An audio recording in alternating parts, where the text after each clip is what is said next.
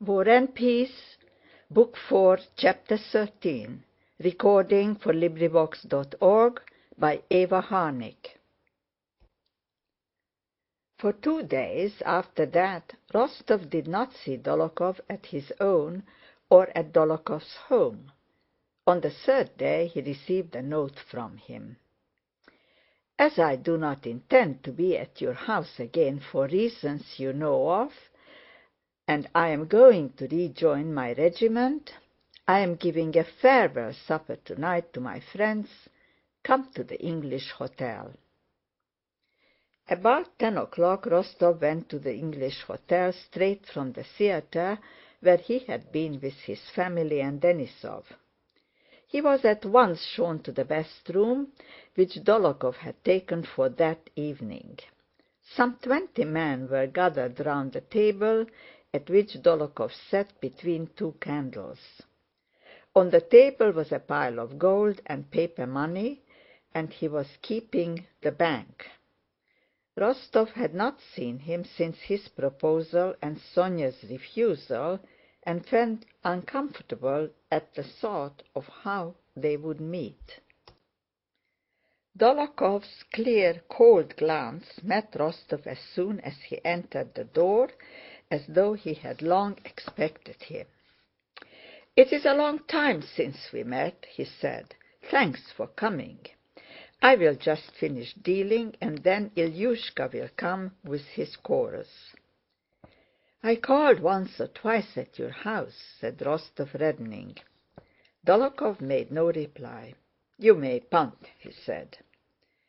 Rostov recalled at that moment a strange conversation he had once had with Dólokhov. "None but fools trust to luck in play," Dólokhov had then said. "Or are you afraid to play with me?" Dólokhov now asked, as if guessing Rostov's thought. Beneath his smile Rostov saw in him the mood he had shown at the club dinner and at other times when, as if tired of everyday life, he had felt a need to escape from it by some strange and usually cruel action. Rostov felt ill at ease. He tried but failed to find some joke with which to reply to Dólokhov's words. But before he had thought of anything, Dólokhov, looking straight in his face, said slowly and deliberately so that everyone could hear, "Do you remember we had a talk about cards? He is a fool who trusts to luck. One should make certain, and I want to try."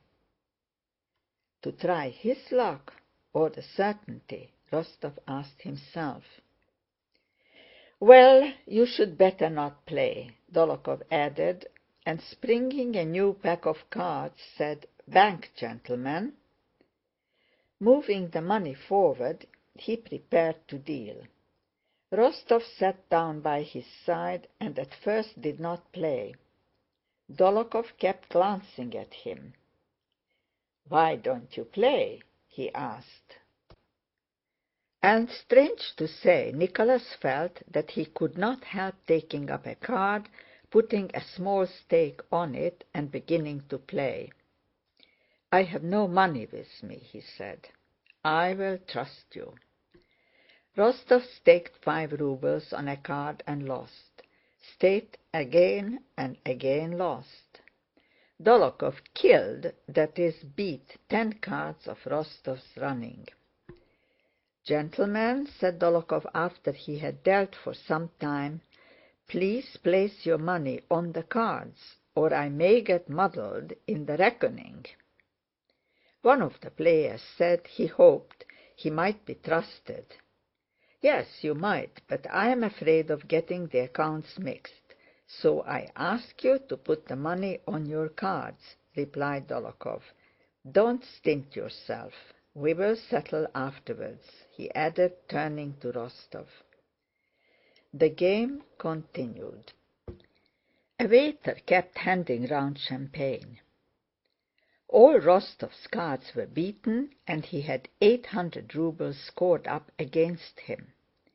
He wrote 800 rubles on a card, but while the waiter filled his glass, he changed his mind and altered it to his usual stake of 20 rubles.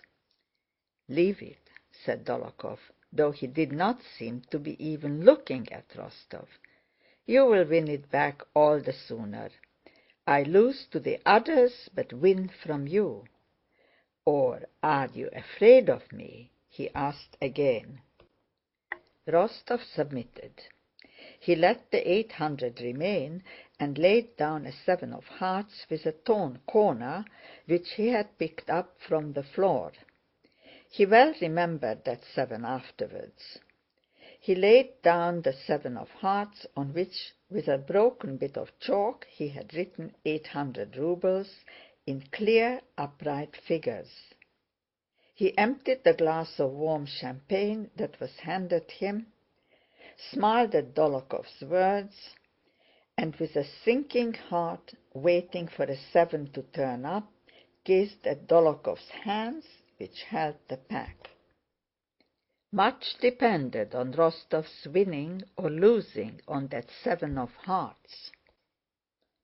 On the previous Sunday the old count had given his son 2,000 rubles, and though he always disliked speaking of money difficulties, had told Nicholas that this was all he could let him have till May, and asked him to be more economical this time. Nicholas had replied that it would be more than enough for him, and that he gave his word of honor not to take anything more till the spring. Now only 1,200 rubles was left of that money, so that this 7 of hearts meant for him not only the loss of 1,600 rubles, but the necessity of going back on his word. With a sinking heart he watched Dólokhov's hands and thought, "Now then, make haste and let me have this card, and I will take my cab and drive home to supper with Denísov, Natásha, and Sónya, and will certainly never touch a card again." At that moment his home life, jokes with Pétya, talks with Sónya, duets with Natásha, piquet with his father, and even his comfortable bed in the house on the Povarskaya rose before him with such vividness, clearness, and charm that it seemed as if it were all a lost and unappreciated bliss long past. He could not conceive that a stupid chance, letting the 7 be dealt to the right rather than to the left, might deprive him of all this happiness newly appreciated and newly illumined, and plunge him into the depths of unknown and undefined misery. That could not be, yet he awaited with a sinking heart the movement of Dólokhov's hands. Those broad reddish hands, with hairy wrists visible from under the shirt cuffs, laid down the pack and took up a glass and a pipe that were handed him. "So you are not afraid to play with me?" repeated Dólokhov, and as if about to tell a good story, he put down the cards, leaned back in his chair, and began deliberately with a smile. "Yes, gentlemen, I have been told there is a rumor going about Moscow that I am a sharper, so I advise you to be careful." "Come now, deal!" exclaimed Rostóv. "Oh, those Moscow gossips!" said Dólokhov, and he took up the cards with a smile. "Ah!" Rostóv almost screamed, lifting both hands to his head. The 7 he needed was lying uppermost, the first card in the pack.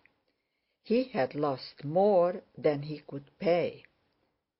"Still, don't ruin yourself," said Dólokhov with a side glance at Rostóv, as he continued to deal.